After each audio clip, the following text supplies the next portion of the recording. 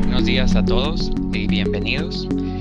El webinar que nos toma nuestra atención el día de hoy es el de principales cambios de la norma FCC 22000 versión 4 a la versión 5.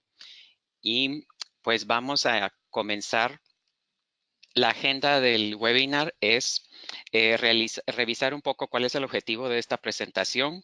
Vamos a hablar un poco sobre la introducción y el contexto de lo que es la inocuidad alimentaria y la importancia de la norma FSC 22000 dentro de la industria de alimentos. ¿Cómo es que surge esta nueva versión de la norma FSC 22000? Los cambios relevantes que sufrieron sus componentes y un poquito al final acerca de qué implicaciones tiene para las empresas que ya están certificadas con FCC 22000, pero versión 4.1. Así que vamos a comenzar.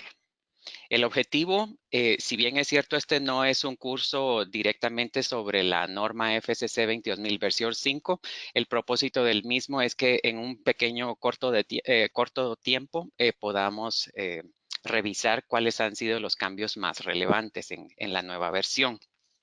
Así que esa es la idea básicamente de este webinar. La inocuidad de los alimentos ha tomado una relevancia muy importante en el mundo de hoy debido a que la población mundial ha crecido considerablemente y por lo tanto la demanda de alimentos de calidad e inocuos también ha incrementado de manera considerable. Dentro de ese marco, FSC 22000 como fundación se ha preocupado de proporcionar a la industria alimentaria una plataforma de aseguramiento de la calidad y la inocuidad que sea confiable. Y como parte de esa misión que tiene la fundación es que creó el esquema de certificación FSC 22000 específicamente para sistemas de gestión de inocuidad alimentaria. Como muchos conocen ya, el esquema está conformado por 3 elementos. La parte de gestión del sistema basado en la norma ISO 22000 para un sistema de gestión de inocuidad alimentaria. La otra parte que compone el esquema es los programas prerequisito, puesto que ISO 22000 siempre tuvo un poco de dolencia en cuanto a explicar claramente qué era un programa prerequisito y cuáles se necesitaban, pues este esquema toma como base varias normativas o especificaciones técnicas que ya estaban utilizándose a nivel mundial. Parte son las series ISO TS 22002 y también se agregan como complemento la norma de Países Bajos 8059 y la de Inglaterra, la PAS 221. La 8059 se refiere a transporte y almacenamiento y la PAS 221 a prácticamente el comercio minorista. Y luego, pues FSC también empezó a ver que adicional a estos requisitos, pues necesitaba poner algunos otros que le terminaban de dar la relevancia que considera FSC como fundación a la inocuidad de los alimentos. Entonces, hay unos requisitos específicos que ellos agregaron al esquema. Y para las empresas que ya tienen o desean tener también un sistema de calidad integrado con el de inocuidad, pues está ahora el esquema FCC 22000 Quality o Q, que lo único que hace es incorporar a los requisitos anteriores el requisito de cumplir todos lo establecido en la normativa ISO 9001 para sistemas de gestión de calidad.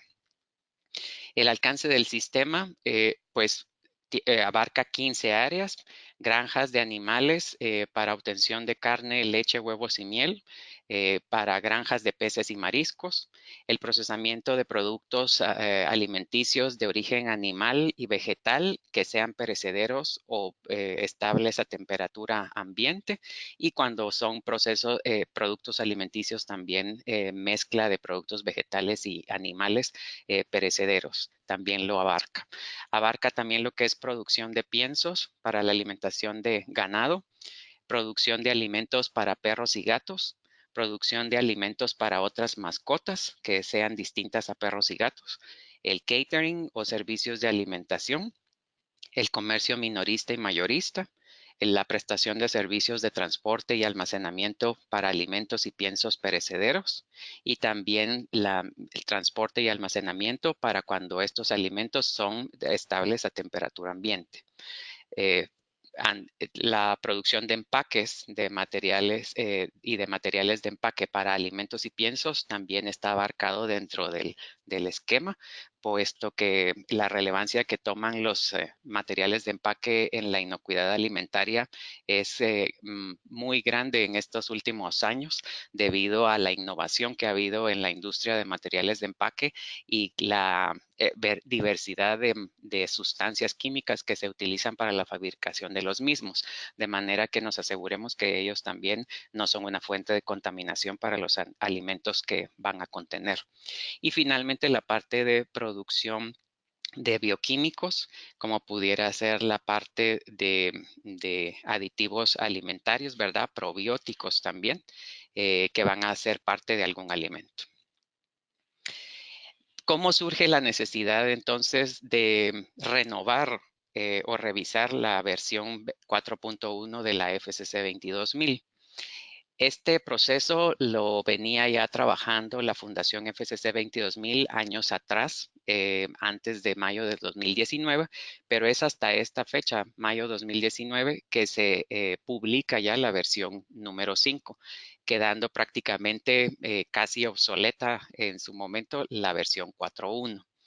La razón principal del cambio es que en introducción, pues hablábamos de la relevancia de la inocuidad, ¿verdad? Y la importancia de que la población ha crecido eh, considerablemente y la demanda de alimentos lo mismo. Por lo tanto, FCC pone a disposición la norma FCC 22000, que está compuesta por estos tres componentes que aparecen en la pantalla.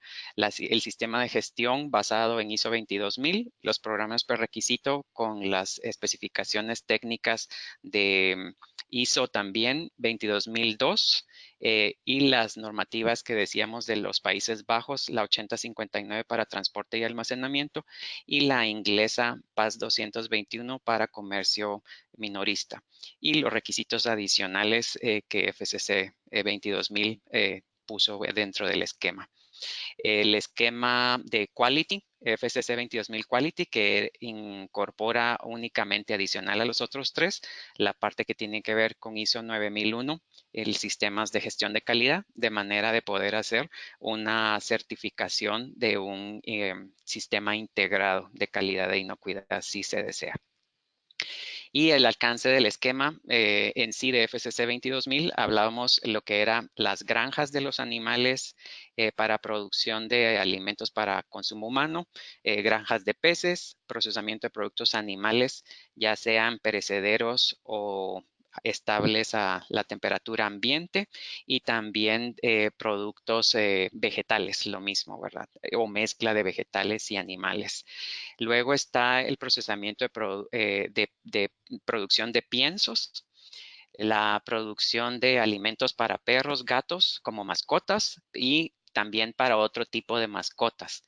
El catering, comercio minorista y mayorista, los servicios de transporte y almacenamiento para alimentos y piensos perecederos, tanto también para los estables a temperatura ambiente, la producción de empaques para alimentos y piensos y también puramente materiales de empaque, y producción de bioquímicos, que era lo que decíamos que eran como los aditivos alimentarios o los probióticos, por ejemplo. La necesidad de la nueva versión nació de que ya venía viendo el contexto del cambio de la inocuidad a nivel mundial la Fundación FCC 22000. Por lo tanto, en mayo del 2019 publican la versión 5 ya revisada de la versión 4.1, de manera que a partir de esta fecha entra en vigencia. ¿Cuál fue la razón principal del cambio? Puesto que el esquema FCC 22000 está basado mayoritariamente para la gestión en ISO 22000, resulta que la ISO 22000 publicó en el 2018 su nueva versión, de manera que eso ya implicaba cambios también para la FCC 22000 o cualquier otro esquema que pudiera estarla tomando como referencia. Además, a partir del 2000 que se genera la nueva versión, el Foro Internacional de Acreditación, o en inglés IAF, ya pone que el periodo de transición para la nueva versión de la ISO 22000 es únicamente de 3 años, el cual estaría finalizando el 29 de junio del 2021. De manera que FCC 22000 tenía que ser revisada prontamente por la Fundación para poder cumplir con este requisito.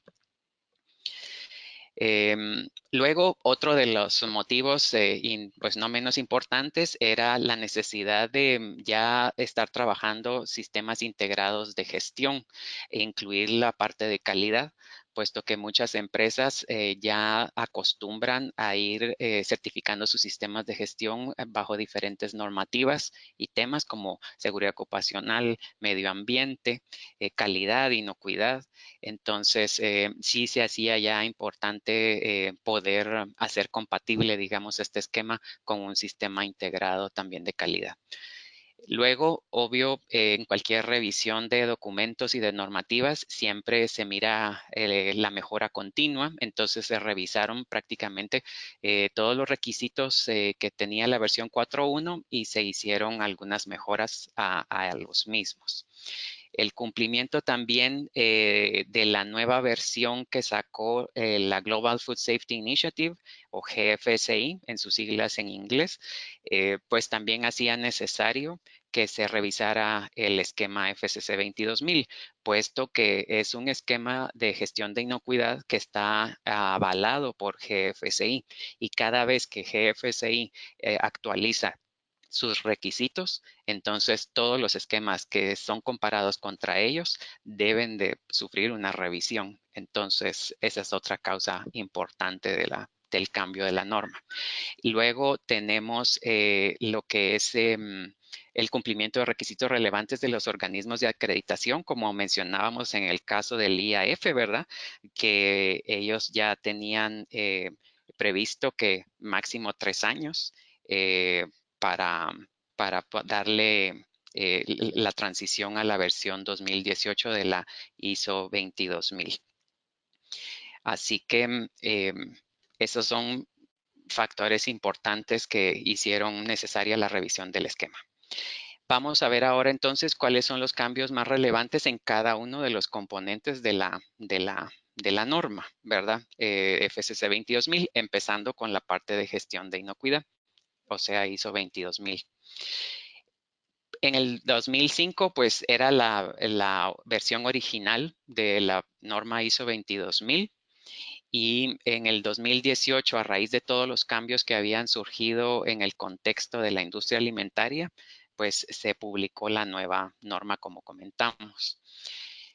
Los cambios específicos los podemos ver en la página web de la FCC 22000. Acá abajo en la diapositiva le estamos colocando el nombre del documento y el link, ¿verdad? O hacia la página web donde se encuentra este documento y que uno lo puede descargar. Es una tabla en Excel.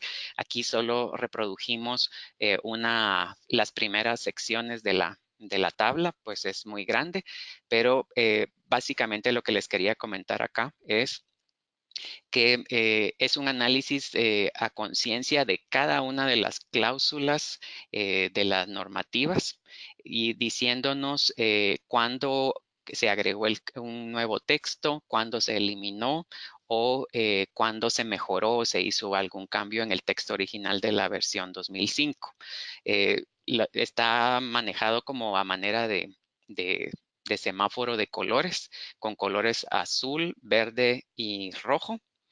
Por ejemplo, acá hay uno. Este es un cambio en el texto original de la versión 2005 y este ya sería algo nuevo que agregaron en la versión 2018. Pero esta es una tabla que se le recomienda a todas las empresas que desean hacer la transición, revisar detalladamente con su equipo de trabajo, de manera que puedan ver las implicaciones que se requieren, ¿verdad?, para hacer la transición. Nosotros vamos a dejar esto como mención acá nada más y nos vamos a enfocar en algunos cambios que son los más relevantes. La primera es la adopción de la Convención de la Estructura de Alto Nivel, que es común a todos los sistemas de gestión emitidos por la ISO, la organización ISO. Entonces, esto lo hizo la organización ISO con el fin de facilitar la integración de distintos sistemas de gestión y la ISO 22000, por haber sido emitida originalmente en el 2005, se había quedado rezagada comparada, por ejemplo, con la norma de calidad, la 9001, donde ya se introdujo este cambio de la estructura de alto nivel. Entonces, ahora pues ya lo incorpora la versión 2018 de la norma ISO 22000. ¿En qué consiste esta estructura de alto nivel? Es estandarizar la forma en que todas las normas de sistemas de gestión van a estar estructuradas. En el caso específico de la 22000, la versión 2005, presentamos acá al lado izquierdo la estructura original que tenía versus la columna del lado derecho que nos presenta la nueva estructura de alto nivel que es común a todos los sistemas de gestión. Esto se hizo con el fin de poder comparar fácilmente las diferentes secciones de las normas si uno tiene varios sistemas de gestión implementados para ver cómo podía integrar más fácilmente los controles, la documentación, etcétera, ¿verdad? Para facilitar la integración de los sistemas. Pero básicamente esta es la estructura versus 8 cláusulas que tenía inicialmente, ahora tiene 10 y estas son comunes en cuanto a número y nombre de cada cláusula en todos los sistemas de gestión ISO.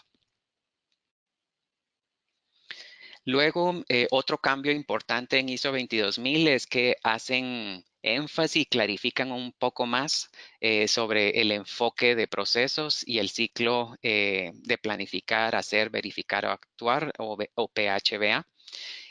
Hacen la mención, ¿verdad?, de que es importante entender que los sistemas están compuestos por procesos y que los procesos a su vez por actividades y que esas actividades siempre van a requerir entradas y salidas. Y deben de tener controles también para asegurar el logro de los resultados. Entonces, sí nos hacen énfasis en que no solo a nivel de sistema de gestión debemos de tener este enfoque de procesos y diseñar nuestro sistema de esa manera, sino también en la parte que tiene que ver con la realización del producto alimenticio, que es la parte ya asociada con HACCP. Aquí gráficamente explica un poquito mejor cómo están estos planes de los ciclos de PHBA. Para el caso del sistema de gestión o la organización, las áreas de planificar aparecen en amarillo. Es el desarrollo del contexto de la organización, algo que es nuevo dentro de esta norma y dentro de la estructura de alto nivel, porque lo que ahora exige es que, si bien es cierto, algunas empresas y sobre todo las multinacionales ya acostumbraban a hacer un análisis del entorno en el que está inmersa la empresa, tanto interno como externo, para encontrar oportunidades, debilidades, amenazas, por ejemplo, ¿verdad? O fortalezas, pues ahora sí lo hacen más claro de que es importante hacer este tipo de análisis a nivel negocio. La parte de liderazgo, la planificación del sistema y todo lo que tiene que ver con recursos, incluida comunicación, van en la parte de planificación. La realización o el hacer, pues está en la parte de operación, que es la número 8, que habla básicamente de la implementación del sistema HACCP como tal. Luego la verificación de los resultados como evaluación del desempeño y de acuerdo a esos resultados, si hay que hacer acciones correctivas, acciones de mejora o preventivas, ¿verdad? Como parte de la mejora continua. Esto a nivel empresa. En esta parte 8, el hacer, es el otro ciclo PHBA que nos pide la norma hacer. ¿Qué va involucrado en esa parte? En la de planificación, todo lo que tiene que ver con la base del sistema de gestión de inocuidad, con programas de requisito, programas de trazabilidad y de recall o retiro de producto, y ya prácticamente la parte de realizar, de ver la parte del análisis de peligros, cómo se van a validar las medidas de control que forman parte del sistema, cómo vamos a hacer el plan de control de peligros, que este es un cambio en terminología que ocurrió. Eh, Antes uno hablaba de plan HACCP y de plan de programas prerequisitos operativos. Ahora en esta versión se le llama plan de control de peligros o Hazard Control Plan, y lo unifica ambos planes en uno solo. Y luego cómo se va a planificar la verificación de la efectividad de las medidas de control, sobre todo de los puntos críticos y los programas de requisito operativos.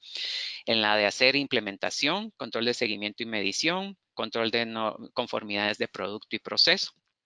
En la verificación, realizar las actividades de verificación planificadas en esta sección, ¿verdad? Y luego hacer el análisis de los resultados y ver si estamos o no dentro de los objetivos y si no, pues actuar, ¿verdad? De manera que podamos estar actualizando el sistema de gestión a través de todos los documentos que lo conforman. Otros cambios relevantes son que nos pide la aplicación del análisis de riesgos para identificar riesgos y oportunidades a 2 niveles, así como el PHBA nos lo pide hacer a nivel sistema de gestión o empresa y también a nivel planificación de las operaciones o de la fabricación del alimento, pues el análisis de riesgos y oportunidades también nos lo está pidiendo a ambos niveles. Y esto es algo que ya existía antes en el sentido de que HACCP en sí es un análisis de riesgos. Entonces, en la parte operativa, pues estaba cubierto, pero ahora nos lo pide también a nivel empresa, a nivel negocio, de manera que veamos si hay necesidad de implementar acciones que aseguren que el sistema va a ser más robusto en contra de desviaciones. Y no solo riesgos, sino también a veces buscar oportunidades que impacten positivamente el sistema de gestión, como pudiera ser el aparecimiento de un nuevo método de diagnóstico para control de alérgenos, que ahora es más específico y es más preciso y más confiable. Entonces, ¿cómo poder incorporar ese tipo de avances tecnológicos en el sistema diagnóstico a nuestro sistema de gestión de inocuidad y hacerlo más robusto? Luego también aprovecharon a revisar y aumentar el número de términos y definiciones que contiene la ISO 22000. De 17 definiciones que tenía originalmente, se traslada ahora a 45. Esto fue no con el ánimo de complicar la norma, sino de tratar todavía de aclarar muchas dudas que a veces las empresas que han implementado sus sistemas basados en esta norma tienen todavía confusión, y asegurándonos que quede más claro el lenguaje que se utiliza en la norma y que todos los que la utilizan hablen el mismo idioma. Dentro de esos aumentos de términos, incluyeron el término de peligro de inocuidad alimentaria significativo, y básicamente a lo que se refiere esto es que es cualquier peligro que fue identificado a través del análisis de peligros como relevante para la inocuidad del alimento y que forzosamente va a tener que estar abordado con una medida de control, ya sea un programa requisito operativo o un punto crítico de control.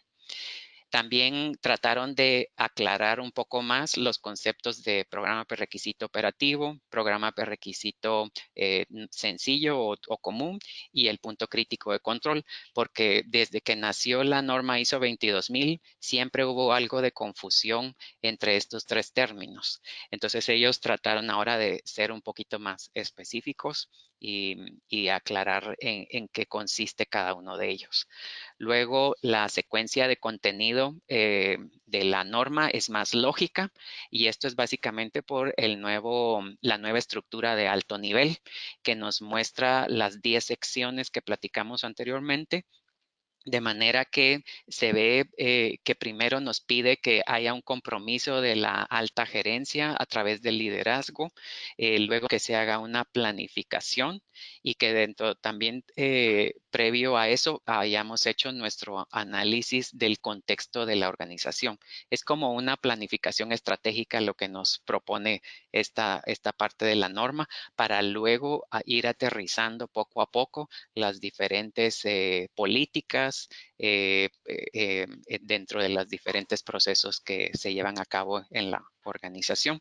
Entonces, por eso es que se considera que la secuencia ahora es como más lógica y entendible al usuario de la norma.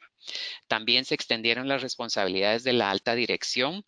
Normalmente en las normas ISO siempre se hablaba de que alguien tiene que estar como representando a la gerencia o a la alta gerencia y la alta gerencia muchas veces se hacía un poco hacia atrás y dejaba todo el peso del sistema en esta figura dentro de la organización. Entonces ahora se hace todavía más claro la importancia de que la cabeza de las empresas esté comprometida con la inocuidad y por lo tanto vele porque el sistema se diseñe, luego se implemente proporcionando los recursos que se necesitan, ¿verdad? Y que se esté dando seguimiento continuo al desempeño de ese sistema para poder saber si cumple o no cumple con los requisitos establecidos y si hay que mejorarlo. Y que esta gerencia tome en serio la inocuidad y lo incluya dentro de uno de sus variables de medición mensuales, como puede ser ventas, como pudiera ser el costo de producción o el margen de ganancia, ¿verdad? A ese nivel le hacen énfasis en esta nueva versión. Luego también tenemos la inclusión de la parte social en el ambiente de trabajo. Normalmente en esta parte de la norma siempre uno asociaba el ambiente con todo lo que rodea a los procesos de fabricación y que pudieran tener un impacto ya sea positivo o negativo en la inocuidad del alimento. Acá ahora hacen también mención de que es difícil lograr resultados positivos en un sistema de gestión de inocuidad si la gente no está a gusto en su medio, en su trabajo. Entonces, sí es importante también eh, proveer los recursos y generar el ambiente social dentro de la empresa que invite a las personas a ser realmente guardianes de la gestión de la inocuidad alimentaria. La norma también hace mucho énfasis en la sensibilización que se debe de hacer a todo nivel dentro de la empresa acerca de la política de inocuidad, los objetivos, pero no solo a nivel genérico o macro de la empresa, sino que lleguemos al punto de que cada persona realmente entienda cómo ellos hacen realidad la política y los objetivos, cómo pueden ellos aportar a la mejora del desempeño del sistema y cuáles son las implicaciones que tienen en su puesto de trabajo si no cumplen los requisitos establecidos para el sistema de gestión de inocuidad.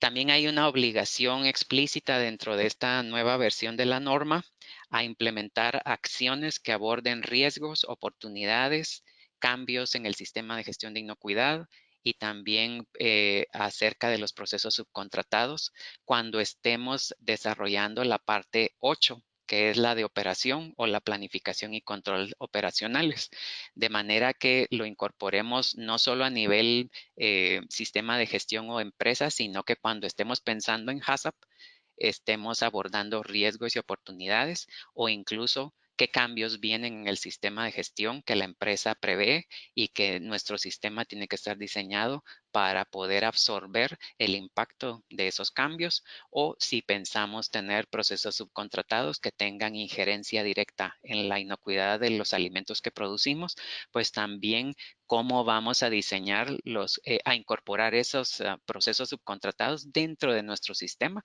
para garantizar que en ningún punto de nuestro sistema hay eslabones débiles. Luego, la referencia también hace muy clara la norma a las especificaciones técnicas de la serie 22002 de ISO para definir los programas prerequisito. Y vimos que en el caso de transporte, ¿verdad? Y en la parte de comercio al minorista, pues están ahí complementándose estas especificaciones técnicas con la normativa 8059 de los Países Bajos y la PAS 221 de Inglaterra. También hay ahora una mayor alineación a los requisitos para controlar los peligros de inocuidad a la metodología que propone Codex para HACCP, de manera que sea más claro para los que ya conocían Codex HACCP, más claro cómo es que se incorporó esta normativa como base para desarrollar el sistema de gestión. Y en el anexo A, pues tienen una tabla que hace la referencia cruzada entre HACCP Codex y la nueva versión de la ISO 22000, ¿verdad?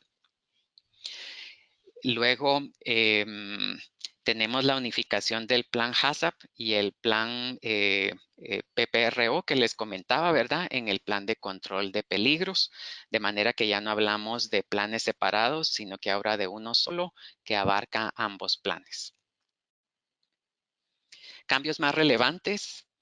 Tenemos también que el capítulo 8 de la versión 2005, que hablaba de del seguimiento, medición y mejora, pues ahora se dividió en el capítulo 9 y el capítulo 10, evaluación de desempeño y la de mejora continua.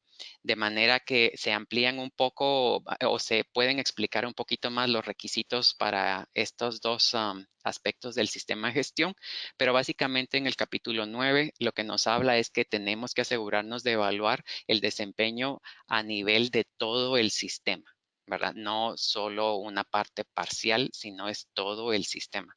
Y que los cambios en el sistema de gestión de inocuidad y los resultados del monitoreo y medición que se llevan a cabo en esta parte del sistema debieran de utilizarse como información de entrada para el diseño del programa de auditoría interna. Y en el capítulo 10 que habla de mejora, pues sí nos dice que cuando se determine que hay no conformidades similares que pudieran ocurrir adicionales a las que ya han ocurrido en el pasado, pues que nos aseguremos de implementar acciones preventivas, ¿verdad? Ir más allá de solo corregir e implementar acciones correctivas, sino que analizar si en algunas situaciones podemos ver cierta posibilidad de que lo que ya nos ocurrió una vez vuelva a ocurrir, de manera que de que si pudiéramos prevenir cosas en el futuro. En los programas prerequisito realmente no hubo ningún cambio. Como les digo, solo es más específico el tipo de especificación técnica de programas prerequisito que aplica cada una de las eslabones de la cadena alimenticia. Entonces aquí aparecen las diferentes normativas que ustedes pudieran revisar según el rubro al que se dedica su empresa. Y estas dos últimas que no pertenecen, como decíamos, a la familia de especificaciones técnicas ISO para lo que es venta al por menor y transporte y almacenamiento. En los requisitos adicionales FSC 22000 básicamente siguen, casi quedaron, digamos, sin modificar el número de requisitos específicos. Solo hubo un cambio en el último que lo vamos a ver. Lo eliminaron y lo sustituyeron por otro. De ahí fueron pequeños cambios que introdujeron en cada uno de los de los requisitos específicos, como por ejemplo en el caso de gestión de servicios, eliminaron y redujeron un poco el texto y los requisitos que aparecían en el esquema FCC 22000 y lo resumieron diciendo que tenía que cumplir la empresa con lo establecido en la cláusula 716 de la ISO 22000-2018, que habla de control de procesos, productos o servicios proporcionados externamente. Y sí dejaron como algo importante y relevante siempre la cuestión de garantizar que si tenemos sin la verificación de que un programa prerequisito operativo o que un punto crítico de control está siendo efectivo para mantener bajo control los peligros asociados al proceso y al producto, entonces sí debemos de garantizar que los laboratorios, ya sean internos o externos, sean competentes y que puedan darnos resultados precisos y repetibles, de manera que ellos dicen, bueno, este requisito se puede cumplir con que nos aseguremos que las empresas de laboratorios de análisis están participando en programas de pruebas de destrezas y habilidades y experiencia de los analistas, que en inglés es lo que se le llama Proficiency Test Program. Y también podría ser que los gobiernos estatales tuvieran algún programa donde hacen esta verificación de la calidad del trabajo que realizan los analistas de los laboratorios privados. Entonces, pues también es válido eso. Y si no, pues que los laboratorios estén acreditados bajo la norma ISO 17025, ¿verdad? Que es la aplicable a laboratorios y que eso garantice que sus resultados sean confiables. Acordándonos siempre de que los análisis que nosotros consideramos como críticos para nuestro sistema de gestión deben de estar dentro del alcance de esa acreditación, ¿verdad? Porque no todos los análisis de rutina de un laboratorio entran en una acreditación. Entonces, asegurándonos nada más que eso se cumpla. En etiquetado del producto, también redujeron un poco el texto del requisito, englobándolo con que debemos de cumplir lo que dice la cláusula 8513 de la versión 22000-2018, que habla mucho de tener como información al respecto del producto y toda la información que normalmente uno suele poner en una hoja de especificaciones de producto terminado.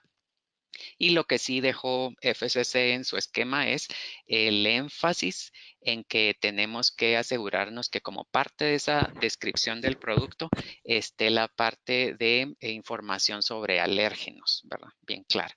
Entonces esto lo sacaron del requisito específico que hablaba de control de alérgenos y lo trasladaron a esta parte de etiquetado del producto. Pero básicamente no es un cambio de contenido, sino más de forma del esquema. En defensa alimentaria no ha habido ningún cambio tampoco.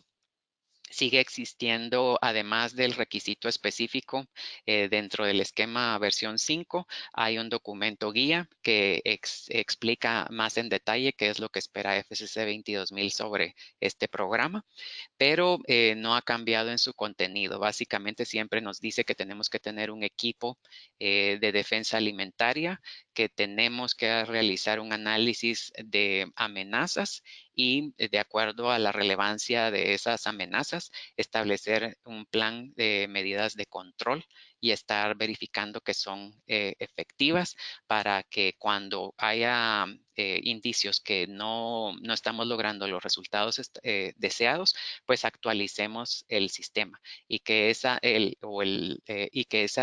actualización debe ser un ciclo continuo, ¿verdad? En fraude alimentario estamos igual también, no hubo ningún cambio y siempre sigue requiriendo el análisis de qué riesgos a los que está expuesto nuestro producto y nuestro proceso y nuestra empresa para ser susceptible de fraude alimentario y también implementar un plan de medidas de control verificar que son efectivas y actualizar el sistema cuando sea necesario. En el caso de defensa alimentaria, la normativa siempre sigue nada más dando sugerencias de la herramienta que se puede utilizar para hacer el análisis de amenazas.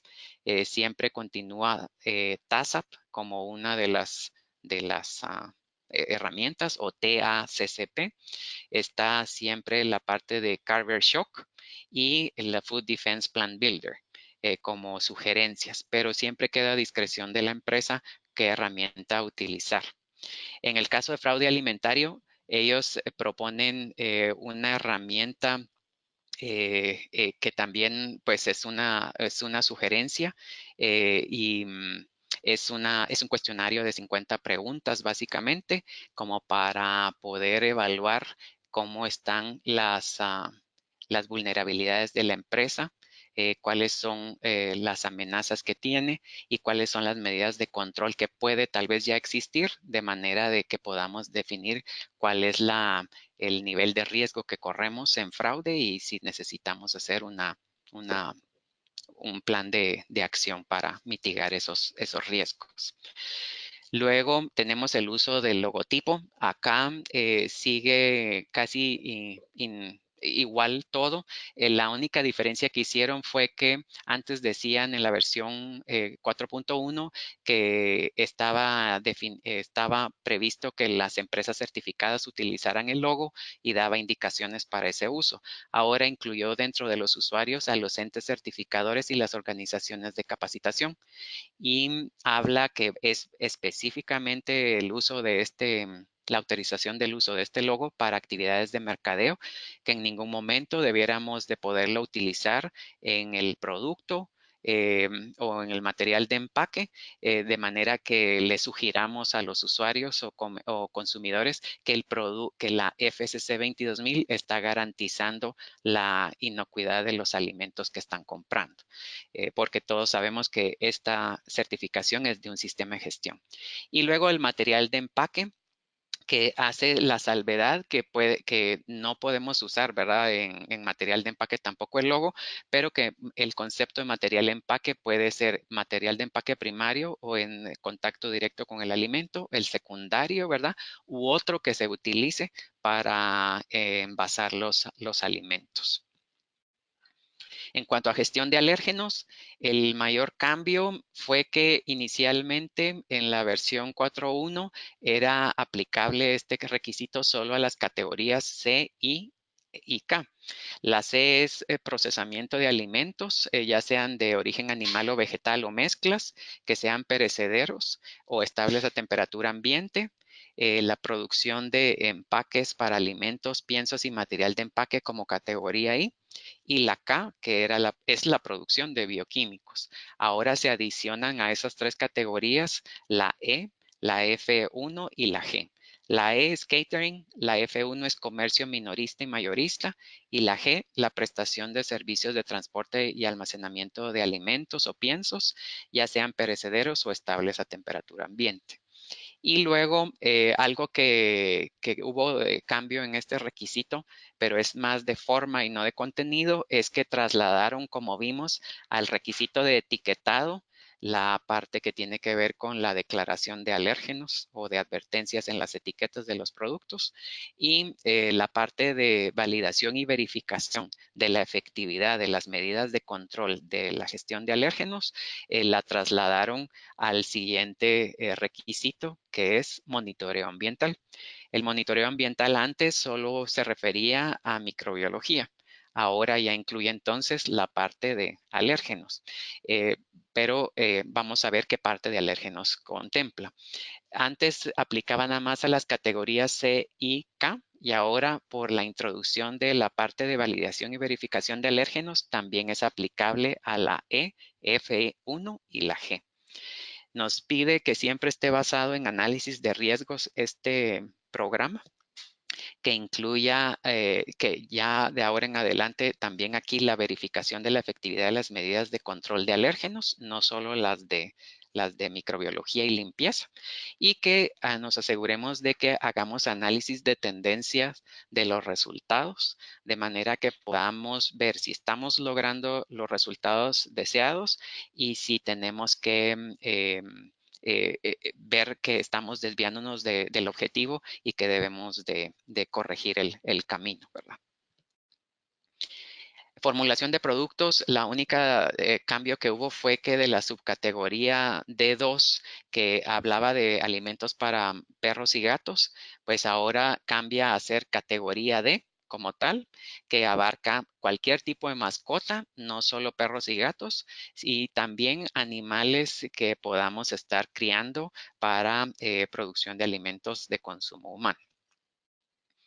Y en el caso del último requisito específico de FCC de la versión 4.1, que se llamaba gestión de los recursos naturales y que era aplicable a la categoría A, que eran las granjas de animales, este requisito se eliminó del esquema y ahora se añadió el que se llama transporte y despacho en su lugar, el cual es aplicable a la subcategoría F1, comercio minorista y mayorista. Y lo único que nos pide en este requisito es que nos aseguremos que los alimentos sean transportados, despachados de manera tal que minimice la posibilidad de la contaminación cruzada, ¿verdad? Ya sea microbiológica, física o química durante estas actividades de la empresa. ¿Qué implicaciones tienen todos estos cambios para la certificación FCC de versión 5 para las empresas que ya estaban certificadas con la versión anterior? En cuanto a auditorías, tenemos que la versión 4.1 solo va a ser permitido hacerlas hasta el 31 de diciembre del 2019. O sea, todo este año todavía se pueden hacer auditorías de acuerdo a la versión anterior. Luego, todos los certificados que se han emitido con versión 4.1 ya no van a ser válidos después del 29 de junio del 2021. Entonces, es importante que ya se empiecen a realizar las auditorías de actualización de acuerdo a la FCC 22000 versión 5. Y esas debieran de estarse realizando entre el 1 de enero del año entrante, 2020, y el 31 de diciembre del 2020. De manera que ya se pueda hacer la transición completa para todas las empresas que estaban certificadas con la versión anterior.